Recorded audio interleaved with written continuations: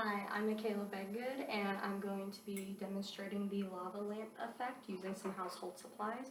So first you're going to need a clear container of some sort. I'm using a jar.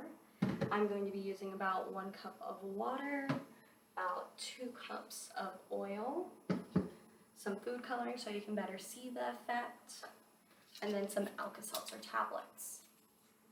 So first you're going to need to open whatever container you decide to use. Then pour your water in, just like so.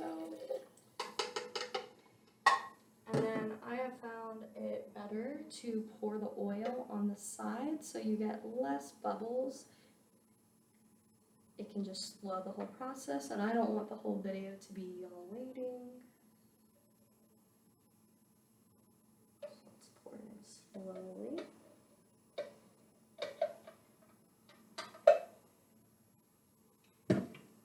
You can see the 2 distinct levels of the water and then the oil. Now we're going to be using some food coloring so you can better see the effect. I'm going to use about 8, 2, 3, 4, 5, 6, 7, 8. Close that back up. And then you can see that they have sunk all the way down and they're sitting right on that border of going into the water. I don't want to have to wait that long, so I'm just going to nudge it along, mix it up a bit.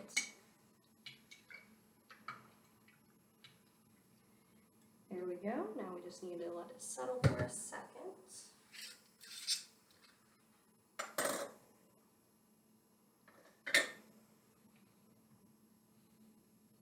Now you can see again, it's oil sitting on top of the now colored green water.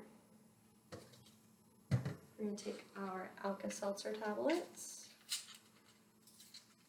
I'm going to use only 1, and I'm going to break it into smaller pieces just so there's more surface area for the water to react to it.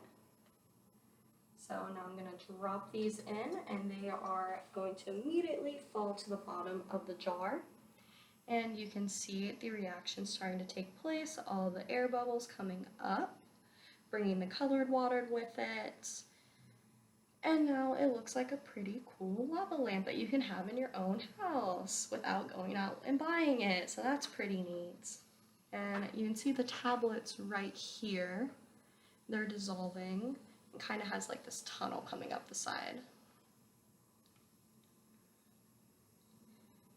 And then it'll eventually fizzle out, but if you want to keep it going, you just add more tablets, not an issue. You see all the air bubbles coming up. And then after they do come up, the colored water does come back down, but then the Alka-Seltzer eventually dissolves, and then it doesn't bubble anymore, and then the reaction has stopped. And yep, now we don't really have any more bubbles coming up, just a very few, and the reaction has stopped. Now the colored water is just now sinking down. So throughout the demonstration of the lava lamp effect, after pouring the oil into the jar, we saw that the oil sat on top of the water and didn't mix. And this is because of the density of the oil, and the density is less than that of the water. When the food coloring was added into the jar, it passed through the oil and sunk down to mix with the water. I had to nudge it along, I just didn't want to be waiting forever.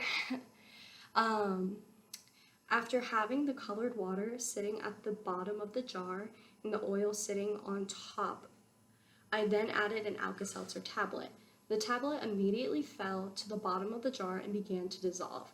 I broke it up just so there could be like more surface area of the tablet, it would dissolve faster. And then once the tablet began to dissolve, it started to make carbon dioxide. And since the carbon dioxide is lighter than the water, the gas bubbles began to rise up through the oil, taking some of the colored water with them.